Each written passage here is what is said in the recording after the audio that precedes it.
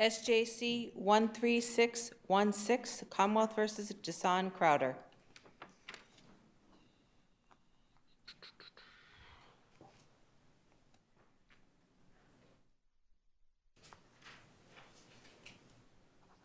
Attorney Taylor. Good morning, Your Honors. May it please the Court, Hannah Taylor on behalf of Dasahn Crowder. I'd like to focus my argument today on two primary issues, the first being the one just discussed about the appropriate remedy for insufficient evidence of lack of licensure, and the second, if time permitting, of course, would be the denial of the motion to suppress in this matter. I'd like to briefly address some of the questions that were asked in just recently.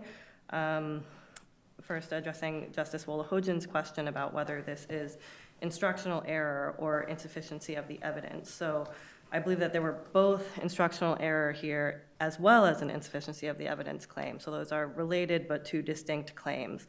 And the reason that insufficiency of the evidence comes in is, as was argued by my sister, is that the Commonwealth was on notice as of Bruin. And so it's not just the instructional error, but also the insufficient evidence. I agree with you as to all of that, except perhaps the last part, which is the notice. So can we just drill down on that? I've got Guardado in front of me, Guardado 1. And strictly speaking, the holding of Guardado 1, the pertinent part of Guardado 1 for these purposes, was that the conclusion that the absence of a license is an essential element of an offense of unlawful possession under Section 10A, and that Chapter 278, Section 7, which provides that licensure is an affirmative defense, is no longer applicable to a Section 10A charge. If that is the holding, to state the obvious, that's not said in Bruin, right? That is not said in Bruin. So how do we then get to Bruin put everyone on notice, including this judge, the trial judge, of something that no one raised, which is that Chapter 278, Section 7 will no longer apply to a prosecution under Section 10A? Sure. Well, as you just indicated, there was sort of a two-part holding at Guardado 1, the first being that lack of a license is an essential element and sort of relatedly... And overrules Grouse and... Yes, right. And sort of related to that, that it could no longer be maintained, or licensure could no longer be maintained as an affirmative defense. And then says that the statute that talks about the defense, well, Section 278, Section 7, will no longer apply. Yes. Right. And 278.7, or Gauss, which talked about not only did that statute create an affirmative defense, but in so doing, it recognized an accompanying presumption that any possession is unlawful unless the defendant raises the affirmative defense. That's sort of facially inconsistent with what is stated in Bruin, which was not directly on point, but which was that carrying a firearm outside the home now for the very first time is not only presumptively legal, but presumptively constitutionally protected. And so that was enough. But then you have Justice Alito concurring and pointing out and saying we are doing nothing to disturb a state's ability to have a licensing regime. Yes, and we're not challenging the licensing regime, which was in this state actually changed post-Bruin to ensure compliance with the Supreme Court's edicts. You would have a stronger argument if Bruin outlawed state licensing schemes altogether, right? In that case, it would be very clear. I suppose, but we're not raising a claim that the prosecution of this crime, period, violated constitutional principles, but only that because it is ultimately, or in part, prosecuting constitutionally protected conduct, that in light of Bruin, it was clear that the Commonwealth had to present some fact that would take the conduct being prosecuted outside the scope of the Second Amendment, because otherwise, essentially, they're prosecuting and getting convictions solely on the basis of evidence that somebody engaged in conduct that is constitutionally protected, and that is not permissible. But that takes you back to the instructional error, because when you read the instruction, the old instruction basically creates this, the opposite regime that the Supreme Court wanted. because it doesn't deal with licensing at all, right? It just says if you carry a gun and you carry it outside of the home, you're guilty, essentially. Yeah, that is correct, Your Honor. The difference is, I think, as was asked earlier, is whose error is it? So the instructional error is about whether the court made an error, or the trial court made an error. And this court has actually previously said in Commonwealth versus Bookman that the answer was yes, even as to, not even just to cases such as Crowder's tried post-Bruin, but to cases tried pre-Bruin. Bookman was tried pre-Bruin, and that was still, this court still held that it was error not to instruct in light of Bruin, that licensure was an essential element. Right, so, but that would just get you substantial risk because no one objected to that error. Yes, because that was pre-Bruin. But post-Bruin, But even post-Bruin, you'd have an unpreserved instructional error.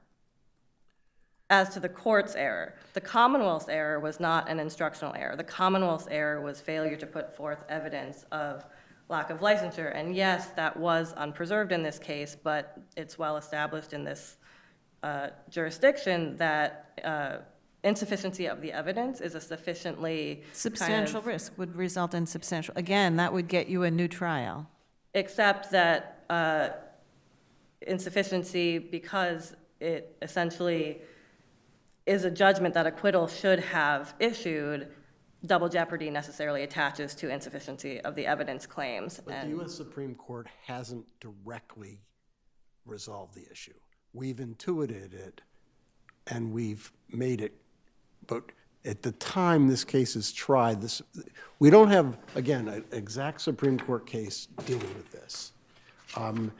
And we're not sure exactly how they're going to deal with it even now. We don't know how they're going to, because just Justice Alito's point, you can have a licensing scheme. They may not agree with us on that, right? If I could ask a clarifying question, when you're saying they weren't clear about this issue, are you talking about the issue of the effect of a claim of insufficiency? The burden of proof, this whole, how you resolve the licensing issue. Who has to put in evidence? Until Guardado, and again, Guardado is like, we're acting like a federal circuit court. We're just discerning where we think the Supreme Court's going to do. But the Supreme Court hasn't conclusively resolved this thing. So at the time this case is tried, we have neither Guardado nor the U.S. Supreme Court having definitively resolved this, right? So we're sort of in, I'm trying to analogize to his federal court cases pre-decision. In a certain way, this is a pre-decision case. So a couple points on that. The first, as I noted in my reply brief, the federal cases cited by the Commonwealth are actually not analogous to this situation, but are analogous to Guardado, where the Supreme Court case ultimately resulting in a change in the circuit law in those cases occurred after the defendant's trial. So that's different from the situation here, where the Supreme Court case triggering a change in local law. Our case doesn't before. come down until after this. Guardado postdates this trial. Yes. And so as a matter of interpretive law, we're interpreting Bruin after this case to say this old methodology doesn't work. But Bruin hasn't, we seem to be in a betwixt and between. The U.S. Supreme Court hasn't directly addressed this issue, and we don't directly address it until Guardado. That is true, but Emerald, the case of Emerald says that we do not need a decision directly on point to put a party fairly on notice of a change in the law. It's just, as I... What if there's a decision directly on point, in fact, decades of that decision directly on point the other way? Is that Emerald? In a statute. So I don't know that a state statute that is unconstitutional has to yield under the Supremacy Clause to federal jurisprudence and federal constitutional principles.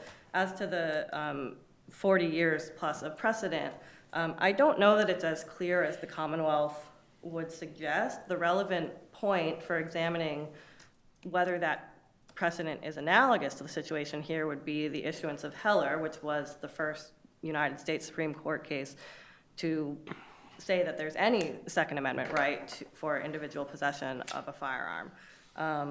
And in, for example, in Lotholt 1, the issue there, the claim raised was not about presumptions, it was just about the fact of prosecution under the Second Amendment, and this court rejected that claim because at the time it was pre-McDonald, and so they said that there was no application of the Second Amendment to the states. Once the Supreme Court issued their opinion in McDonald and vacated and remanded that decision, Lotholt 2, as this court recognized in Guardado 1, did not actually address the defendant's claim that our affirmative defense framework created an unconstitutional presumption under the Second Amendment because the defendant had not raised that at trial or in his original brief. Similarly, Powell raised a similar claim as in Lotholt 1 about the fact of prosecution in the first instance, but not about the presumptions under the Second Amendment. The insufficiency claim raised there was about the Due Process Clause, not the Second Amendment. Similarly, in Humphreys, which was cited to by the Commonwealth, that wasn't a holding that the affirmative defense framework was constitutional, but it was that the framework could not be applied to a defendant who was being prosecuted on a co-venture theory, where it was the co-defendant who had the gun. The case of Allen, similarly, was about a murder and carrying a firearm without a license and ammunition outside of the home, so that was sort of in a similarly situated position to Gauss, and Heller and McDonald simply did not apply. And similarly in Norris, that was also about license to carry, which would be outside the home. So I don't know that we have a case directly on point that says that Heller, in light of Heller, it's still okay to put as an affirmative defense, to put licensure as an affirmative defense on the defendant. And in I thought fact, that's what the holding of Gauss was. Did I misread that? the holding in Gauss said that the Second Amendment was not implicated because that also dealt with a case of carrying a firearm outside the home, and Heller only established a right to carry or to possess inside the home, and so therefore the Second Amendment was simply not implicated at all. And they, in fact, pointed, as this court did in Guardado 1, to a D.C. Court of Appeals case of Harrington versus United States, which was directly on point as to possession in the home and the effect of Heller on presumptions in such cases. And they noted that the Harrington court held that in light of Heller, they could not put it on the defendant as an affirmative defense to raise registration of ammunition that was possessed in the home, but instead registration had to be proven by the government as an essential element of the offense charged. And so with that language, the Gauss court foreshadowed what the import to a similar presumption would be in the case of carrying outside the home. And then Bruin came in and in fact held, actually now there is a Second Amendment right to carry outside the home. And so if you look at, I do think Bruin alone is enough to put the Commonwealth on notice,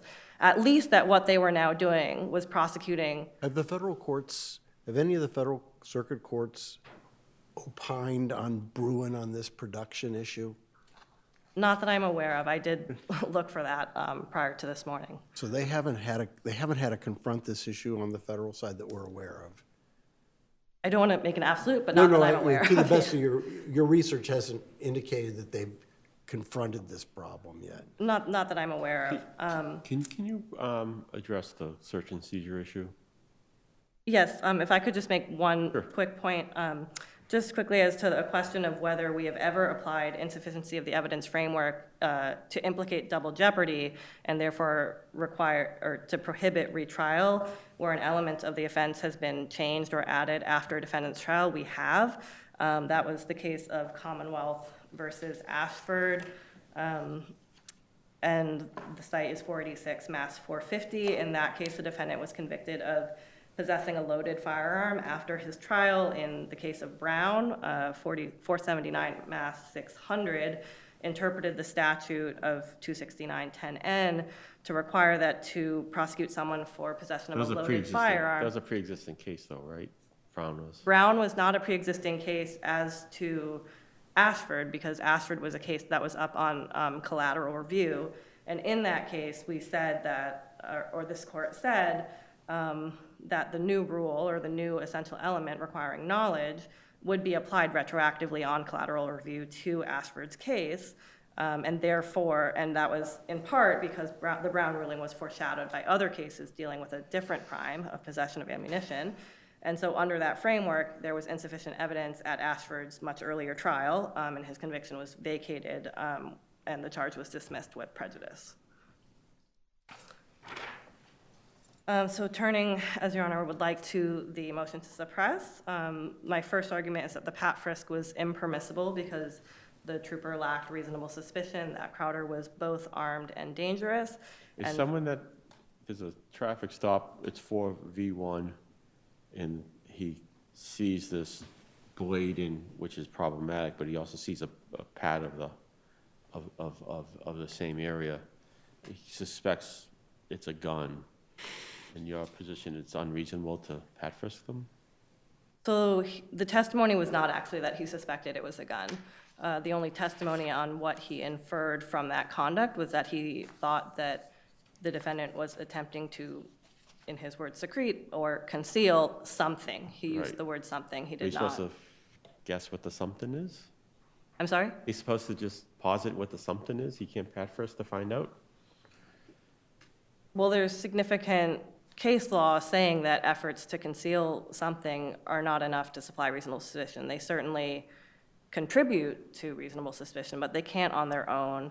And as this court suggested, admittedly in dissents, that the armed and dangerous standard for a pat frisk, as opposed to just sort of reasonable suspicion of general criminal activity, which would support a stop, requires facts specific and particularized to that defendant. And then kind of relatedly, they say that attempts to conceal simply on their own are not enough. And so where that is the only fact, particularized and individualized to this defendant, that wasn't enough to get to reasonable suspicion, particularly where he didn't specify that he had any suspicion that, or specific suspicion that Crowder was possessing a firearm. He didn't see any weapons. Nobody had done anything to suggest dangerousness, which, as I should also mention, that the standard is not just armed, and because someone is armed, they are inherently dangerous, but sort of a two separate but related analyses. Well, what do we do with the fact that it's 4-on-1, it's at night, and it's a concealed weapon? Doesn't that affect dangerousness? It does not affect dangerousness of Mr. Crowder, the fact that Well, there he's were the other one that's people. armed and concealing it. So I think the sort of general circumstances of the fact that it was late at night and that there were 4 people does go to sort of generalized safety concerns, which would, I think, get you to a stop. But he's already been stopped because the officer was lawfully effecting a traffic stop, but not related to anything that Crowder had done. It was related solely to the speeding of the driver of the car, who was not my client. And then sort of it became apparent during the stop that the car was also unregistered. But again, that didn't have anything to do with my client. So if there is reasonable suspicion that he's armed and dangerous enough for the pat frisk, what about the seizure of the firearm once he says it's a Smith & Wesson? So I will concede that if there was reasonable suspicion, not just that he was armed, but that he was dangerous, then yes, the officer would have been permitted to temporarily detain the weapon. But unless he also had probable cause that the weapon was possessed unlawfully, which he did not, again, there's a lot of case law talking about how efforts to conceal are not enough to get to that probable cause standard, then he could not have seized it as evidence of a crime. There's sort of 2 different types of seizures, right? So he can seize it temporarily for safety purposes, but he can't seize it as evidence of a crime. And the totality of the circumstances of what happened here, I think, suggests that the seizure was not just for safety purposes, but primarily was that probable cause seizure as evidence of a crime, particularly because he immediately arrested my client upon seizing that weapon without even asking the question first whether he had a valid license to carry. And so, what they could have done, I think, is answered by a civil case in the Federal District Court of Massachusetts of Schubert. And in that case, I believe it actually was an attorney who had a concealed firearm, and he was walking towards the Springfield District Courthouse. And so an officer saw the firearm, stopped him, disarmed him, then let him go on his way into the courthouse. He did not proceed to arrest him. And that was a pre-Bruin case, but I He think. gave the firearm back?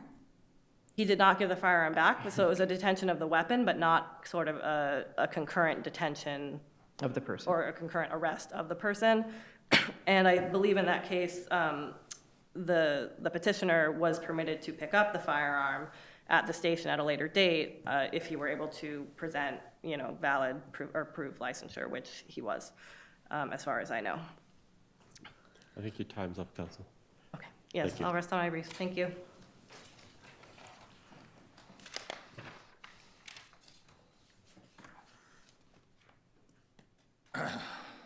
Good afternoon now, Your Honors. Assistant District Attorney Jamie Michael Charles from Middlesex on behalf of the Commonwealth. Again, still with me is ADA Timothy Ferreter.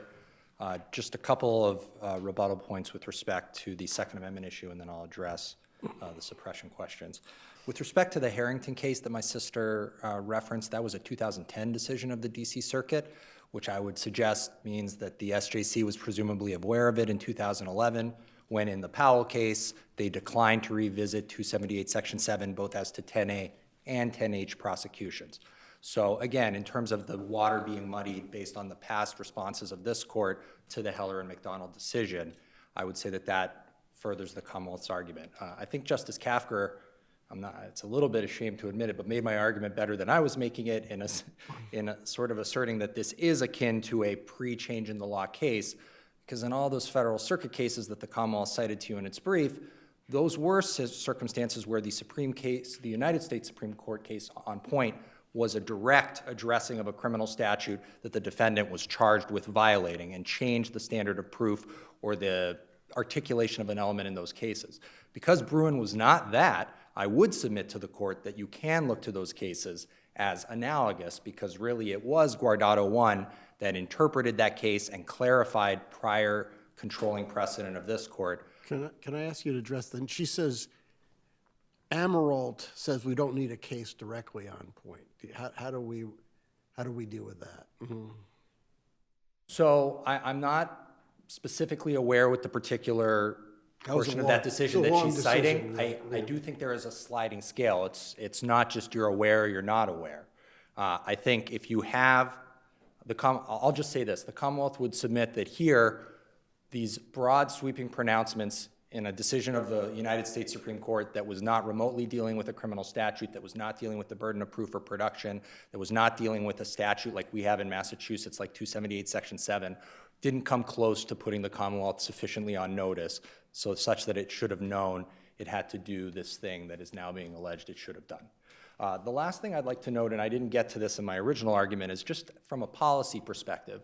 When you look at Vasquez and you look at Runyon and you look at the pronouncement that this court has made about what lower courts should do when there is, say, like we have here, a decision from a higher court that may ultimately be binding, but that is not directly on point, parties are advised and lower courts are advised to follow the precedent of the court of their jurisdiction unless and until that precedent is overruled. And I think if this court determines that what was said in Bruin was so clear that the Commonwealth should have just immediately known it, then we're essentially encouraging trial judges to take matters into their own hands, where in a situation where there may be binding, controlling, direct precedent from this court on point for decades, you're going to have 50 different trial judges interpreting that 50 different ways in light of a vague Supreme Court pronouncement that's not directly on point, and that's going to lead to more appeals and more litigation. We want our trial courts to be able to follow clear guidance, and when they don't have that on a federal question from the United States Supreme Court, it makes sense that they should continue to follow the controlling precedent of this court and uniformly apply the law. Well, they could reserve and report. That's without question under the rules of criminal procedure. That might be actually a better way of doing it, as opposed to just saying, well, until the SJC tells me otherwise, I'm just going to violate the Second Amendment of this particular defendant. But again, here, recognizing this is not in any way meant to be a controlling point, anecdotally, no judge here did that in this 14-month intervening period, plus, it was not clear enough to anyone that this is what Bruin was saying, that any judge felt compelled to do that Right, I would report this suggest that up. that's your strongest point, as opposed to the policy of encouraging judges to continue to Understood, violate Your Honor. constitutional rights. Sorry, could you address the motion to suppress? Yes.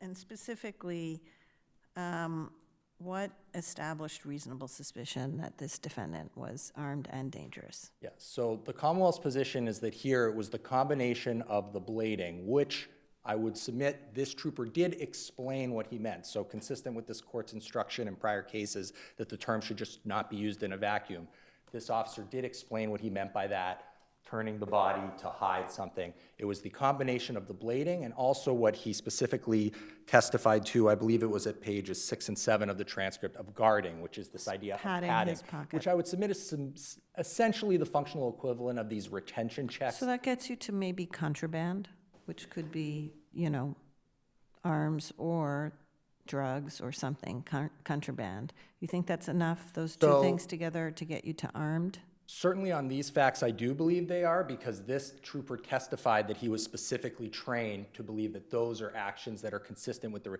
while my sister is right that ultimately he said he thought he had an object, if you read the transcript and you understand the context in which the motion is happening, his testimony was that these are things that he has been trained to understand are indications that someone is carrying a weapon. So he specifically tied these terms and his training regarding these terms to the existence of a weapon. Well, And then the those- standard is reasonable suspicion, not certainty, right? So if he thought 50-50, it's contraband and gun. Correct. That gets you to reasonable And suspicion. I do want to make a key point. The Commonwealth made it in its brief, or ADA Farrader made it in its brief, but I'll make it here. My sister is relying on cases, when you look at DePeza, Garner, Resende, Mata, those are cases that talk about reasonable suspicion for a stop. And the Commonwealth does not dispute that the mere possession of a weapon is enough to stop someone, because yes, you do have to establish that that possession is unlawful. So all of those cases are assessing reasonable suspicion in the context of what beyond the mere fact that someone is armed established that they were unlawfully armed. We're in a different posture in this case. There's no dispute that the stop was appropriate. There's no dispute that the exit order was appropriate. So now it's not, is he unlawfully possessing anything? If someone's lawfully possessing a firearm, Terry and our precedent here in the Commonwealth, I would submit, authorize a law enforcement officer in the context of an appropriate Terry stop to disarm someone, not only for their safety, but for the safety of the individuals with whom they're dealing. If someone is armed while a law enforcement officer is dealing with them, that's going to cause them to react differently to movements or mannerisms that could put those people in jeopardy if the officer responds in kind because they believe they are armed. Okay, so what I hear you saying is that if there's reasonable suspicion in the context of a lawful stop and exit order that the person is armed, that's enough. Yes. That doesn't need the and dangerous. That the armed satisfies both. I think here it's sort of an irrelevant additional point, because if you have a belief that someone has a firearm on them, whether it is a lawfully owned firearm or an illegally possessed firearm, I think you would be hard-pressed to find anyone willing to say that that person is not dangerous. Is it in the context of the stop 4v1, or? I do think that the 4v1, I disagree with my sister that the 4v1 is completely irrelevant. I do agree that it's much less relevant than the specific observations of the officer that would establish that this individual is armed and dangerous. No, but that gets you that amps up the dangerousness of him being armed. Yes, I would agree with that. Stop at night on the side of the road, outnumbered 4v1. This is not a situation, as my sister attempts to distinguish in her brief, where we're talking about like a cab driver and two completely unrelated people. Presumably, these 4 people are operating a private personal vehicle and have some association with one another. And so The it is a Commonwealth's 4-to-1. position, as I heard you articulate, was that just being armed is enough for the pat frisk, so the and dangerousness is redundant. The Commonwealth has not seen any discussion at length in our case law that would suggest that this is a completely divorced concept from armed. I can Well, see. not divorced, or is it different? Is there any added value to and dangerous? The Is Commonwealth's- it once somebody is armed, they are per se dangerous? Is that your position? That essentially would be the Commonwealth's position, and I haven't seen anything in the case law that would lead me to a contrary conclusion. Also, just to put a bow on the point regarding this allegation that Bruin changed things regarding our Terry case law and our reasonable suspicion stop case law. Someone being armed, whether they're lawfully armed or unlawfully armed, is completely beside the point to the question of the reason why we authorize pat frisk and we authorize police officers to take weapons away from individuals who they may believe to be armed when they're interacting with them in these contexts. So just to play out the analogy, this court in Kanjura said that switchblades are no longer dangerous weapons that can be prosecuted. But if I'm an officer on the street and I'm interacting with someone and I have reasonable suspicion to believe they're armed with a switchblade, I can still take that weapon from them. It's still a dangerous weapon that they can use to harm me or others, and I'm not required just because they're lawfully in possession of it to allow them to maintain it. Same if he has a baseball bat in the truck. Yes. Right, and So it's anything that could harm the police officer or others. that's correct. So, and I mean, anecdotally, I would suggest that someone who is trained to possess a firearm, who has gone through the necessary steps to get trained to be lawfully in possession of a firearm, is arguably a greater danger if they elect to use that firearm than someone who has no training. So, I mean, the argument can be played out. And just to address my sister's point regarding why the weapon was seized, I'll preliminarily note that this hearing, this suppression hearing, was almost entirely focused on what happened up to the time of the seizure. So there really was nothing raised below about how long the weapon could be seized after it was seized. So this wasn't a question below of where the testimony was really fleshed out about why he seized the weapon.